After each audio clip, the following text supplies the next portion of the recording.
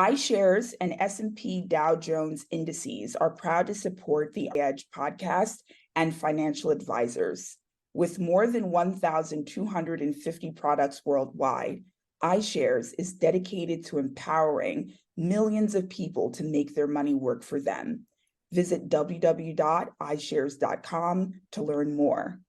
S&P Dow Jones Indices is the largest global resource for essential index-based concepts, data and research, and home to iconic financial market indicators such as the S&P 500 and the Dow Jones Industrial Average. iShares and S&P Dow Jones Indices are unaffiliated entities.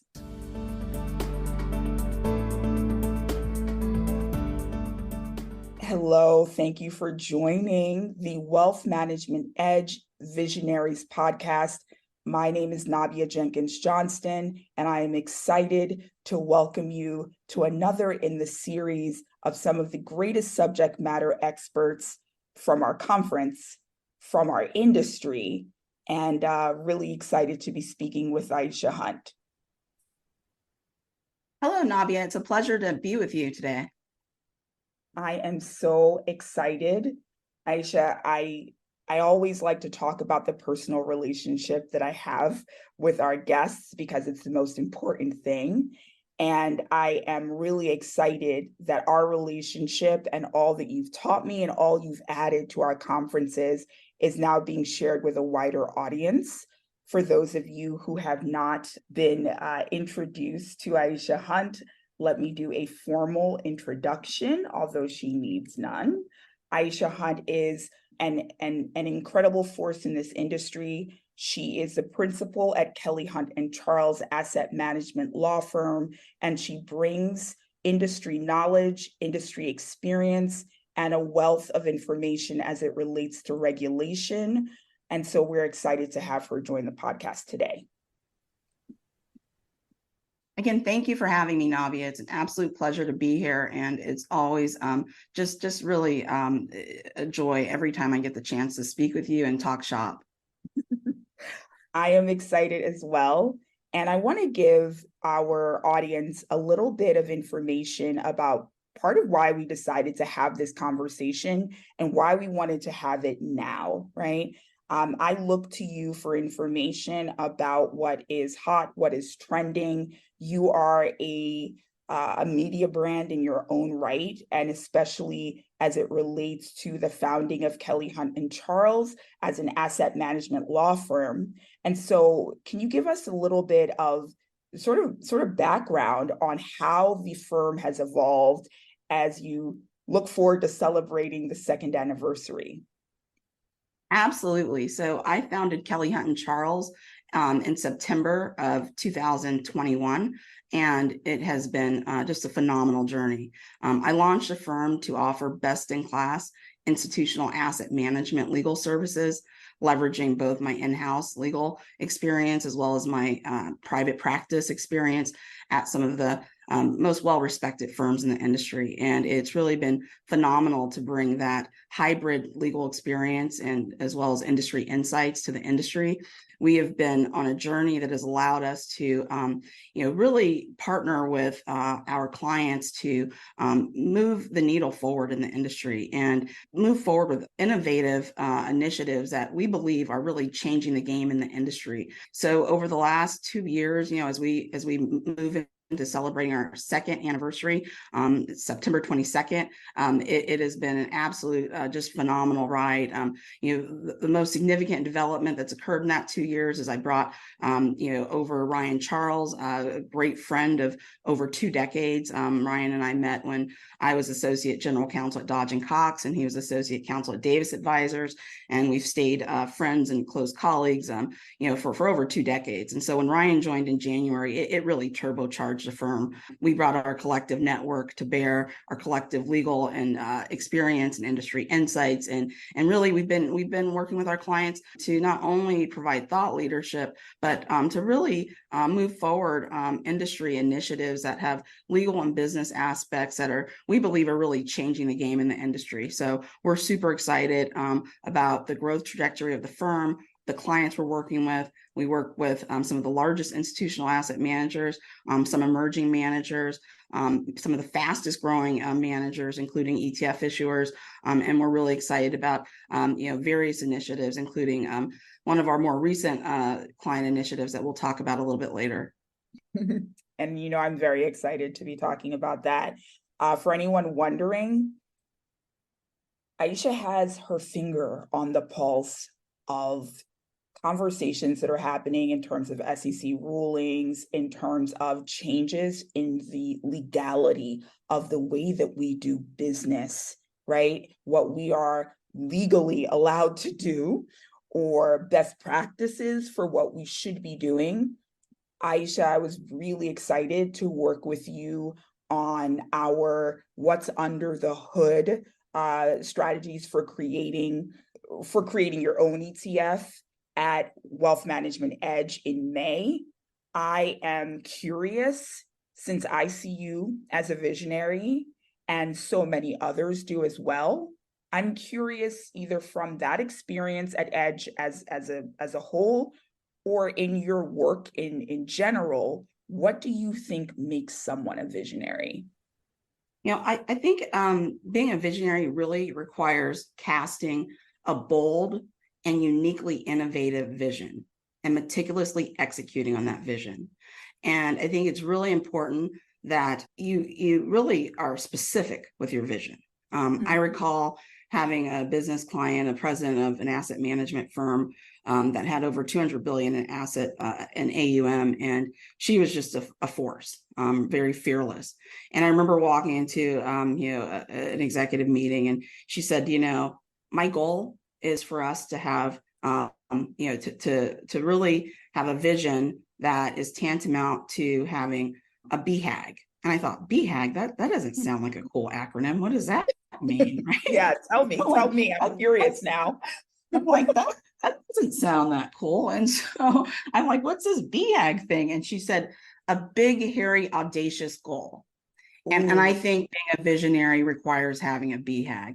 You've got to have that big, hairy, audacious goal. It's got to be big. It's got to have some hair on it, right? Or it's probably not worth doing to really move the needle, right? To disrupt, whether it's in a positive way or in a way that might be a little controversial. It has to be audacious, right? And it needs to be a goal that is actually executable. And so I think being a visionary requires having a BHAG. And, that's what I've tried to do in launching this firm is to do that. And it's not easy. You're always moving a boulder up a hill when you're trying to cast a vision that's that bold and that, has hair challenges. And so I think, that's required. And you can't, you have to do something also of value, right? That the industry is going to value. And not everyone's going to understand the vision initially, but, I think it's important to constantly participate in thought leadership about topics du jour, thought leadership about, things that are top of mind for your, network, so that you can not only continue to provide, valuable thought leadership, but you can also continue to educate people about the vision that you have and that you're trying to execute. It requires constant participation in your network and proactivity in terms of thought leadership. I love that. And it's something that we've connected on several times as I continue to essentially watch this space as it relates to Aisha Hunt, right? We know that you are helping to continue to shape the future. And I'm interested in talking about some investments that you and your firm have been making, as you kind of referenced in our network and as a content producer. Talk to me a little bit about a recent piece speaking about ETFs working in 401ks, perhaps with the focus being on mutual fund rebranding. I know that I think this is a September contribution that you've made to our industry, and we're very excited to have you part of the Retirement Income Edge event in May. So I'm curious if you wanted to give our audience sort of a little bit of a snippet into that piece that you recently contributed to. Sure. So, we partnered with one of our clients, FM Investments. FM Investments manages the U.S. Benchmark Series. They are single issue treasury ETFs that match a duration of various treasury issues. And the U.S. Benchmark Series has grown to over 2.5 billion in AUM in over 2 years. Just absolutely phenomenal. That team has just knocked it out of the park. So FM Investments, along with RBB Fund, which is a co-applicant. They're the umbrella trust for or corporation for the U.S. Benchmark Series. We assisted them in filing an exemptive application, requesting exemptive relief from the SEC to add a mutual fund share class to the U.S. Benchmark Series ETFs. This is an unprecedented filing. What this does is it really is the first time anyone in our industry has asked the SEC to provide ETFs with access to a mutual fund share class to essentially access the over $6.7 trillion 401k distribution channel. So right now, most ETFs can't be offered through 401k platforms because of legacy technology. This initiative would allow the U.S. Benchmark Series ETFs to benefit from having access to the 401k platforms. And it's huge. What's great about this is that you couldn't ask for a better client. You couldn't ask for better facts and circumstances. The U.S. Benchmark Series, because they're single treasury ETFs, they inherently address all of the concerns the SEC has expressed about multi-share class ETFs. And so everyone's familiar with Vanguard's patent expiring in May, and the way they've been able to tax efficiently manage dual class mutual fund ETF share class funds, and it really it's been a phenomenal success for well over a decade. And so a couple of folks have tried to obtain relief. There have been 2 filings that have tried to obtain relief to add a mutual or ETF share class to mutual funds, which would allow the existing mutual fund families to essentially defer and potentially eliminate capital gains within the mutual funds. And so it's a huge tax advantage for existing mutual fund families that aren't heavily entrenched in the 401k space. What we've done is it's more than a reversing what Vanguard did. It's really, it's adding, potentially $6.7 trillion of AUM access to ETFs. And we believe that it's a roadmap that, really, eventually, if we're able to get through the U.S. Benchmark Series, we're hoping other ETFs will be able to hopefully make progress in that space. And that would be huge if 401k plans could offer ETFs more broadly. I think one of the things I love the most about my role at wealthmanagement.com and what I love about what we do in general is that we are able to connect the human element, what matters to you every day, what affects the lives of Americans and folks across the globe, with the policies that are being, decisions that are being made in a way really far away from them, far away sometimes from their interest.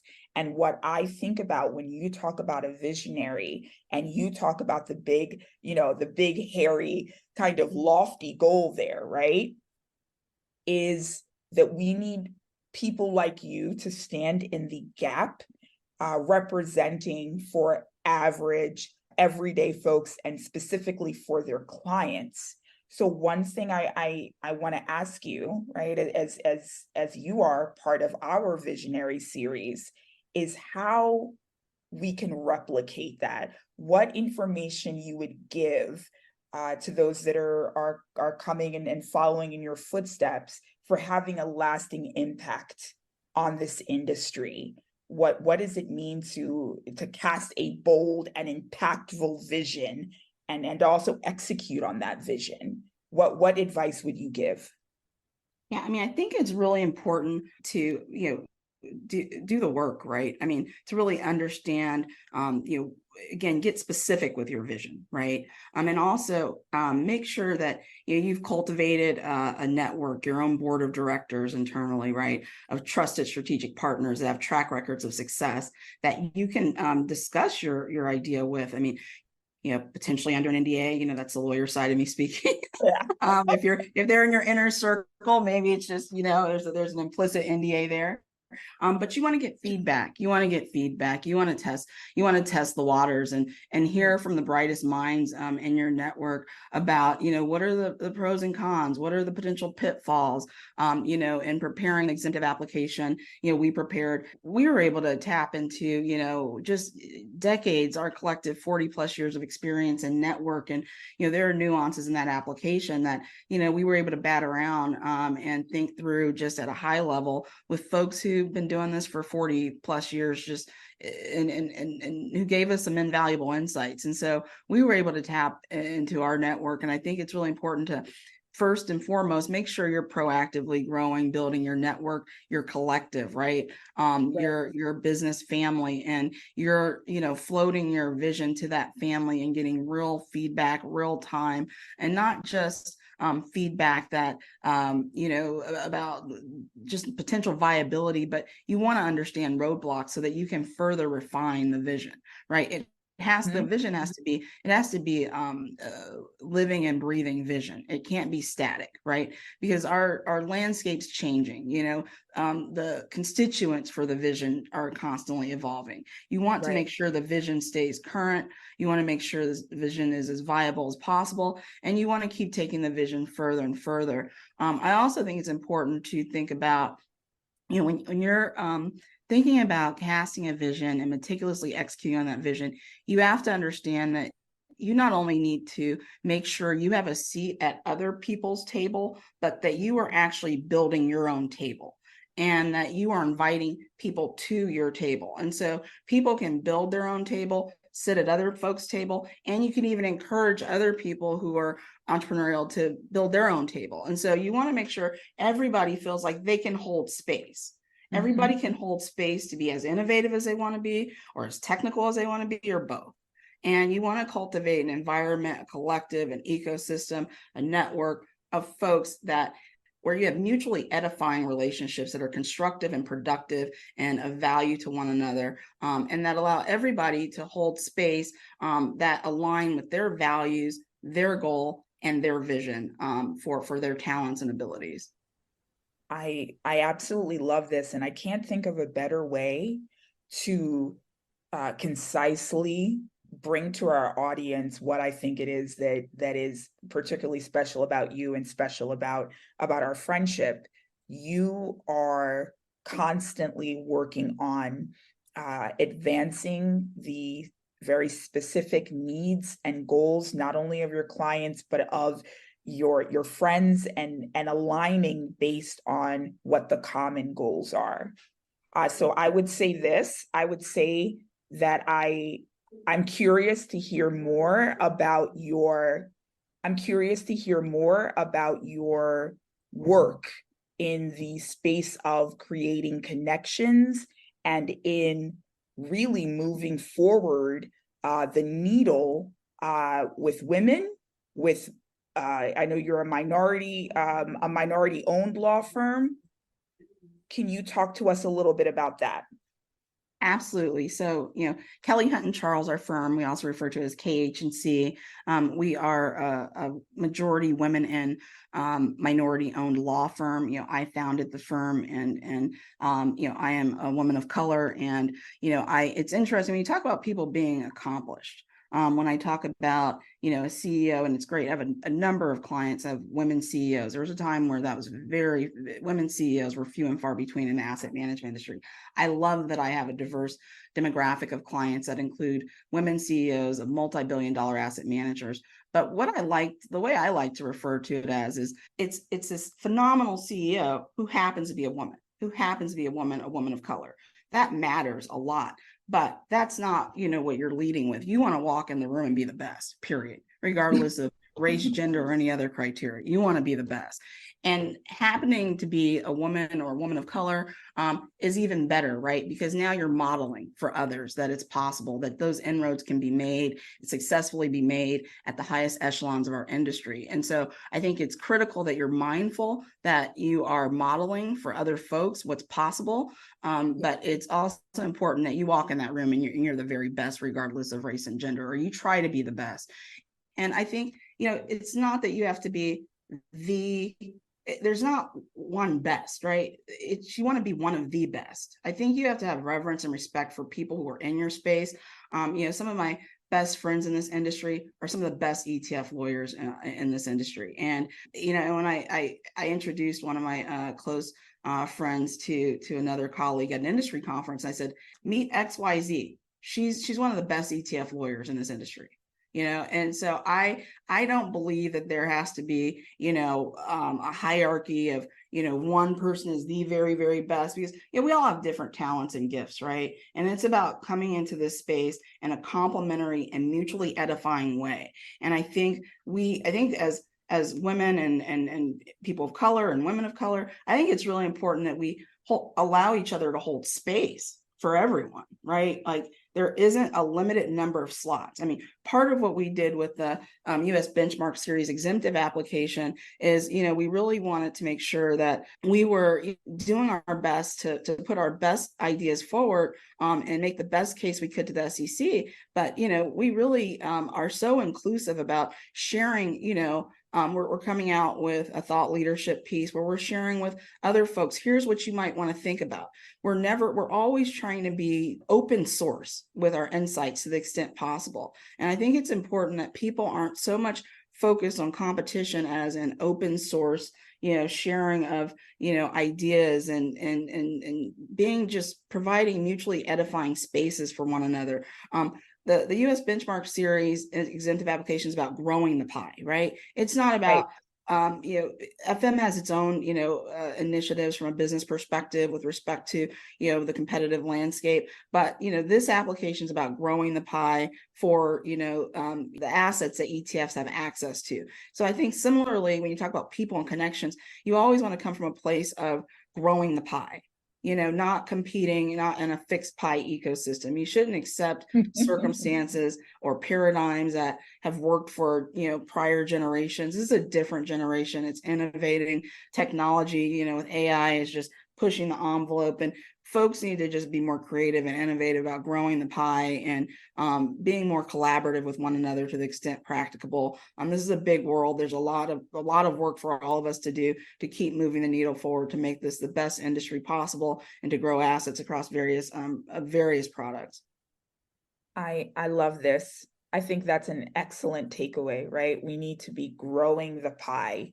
We need to be, instead of fighting over individual pieces, thinking about ways to expand opportunities. We need to be thinking about the ingredients that make up the pie in the first place, so that we're able to reproduce what we love about experiences, about our organizations, and create more space for that to exist for those who are alongside and those who will follow behind. Aisha, I am so thankful that you've joined us to share your wisdom, to share your warmth, and to also share with us some of the news that we'll be seeing as we expand more into 2023 and even into 2024 as it relates to regulation and growth in the financial services industry. Thank you so much. Thank you so much, Nabia. And you're an absolute inspiration and a tremendous visionary that continues to be inspiring in our industry. And it's always an honor when we talk shop. And I love to watch what you're seeing, what you're doing next. And you continue to inspire me and so many others in this industry. Aisha, I'm so thankful. Thank you. Thank you. Thank you. iShares and S&P Dow Jones indices are proud to support the EDGE Podcast and financial advisors. With more than 1,250 products worldwide, iShares is dedicated to empowering millions of people to make their money work for them. Visit www.ishares.com to learn more. S&P Dow Jones Indices is the largest global resource for essential index-based concepts, data and research, and home to iconic financial market indicators such as the S&P 500 and the Dow Jones Industrial Average. iShares and S&P Dow Jones Indices are unaffiliated entities.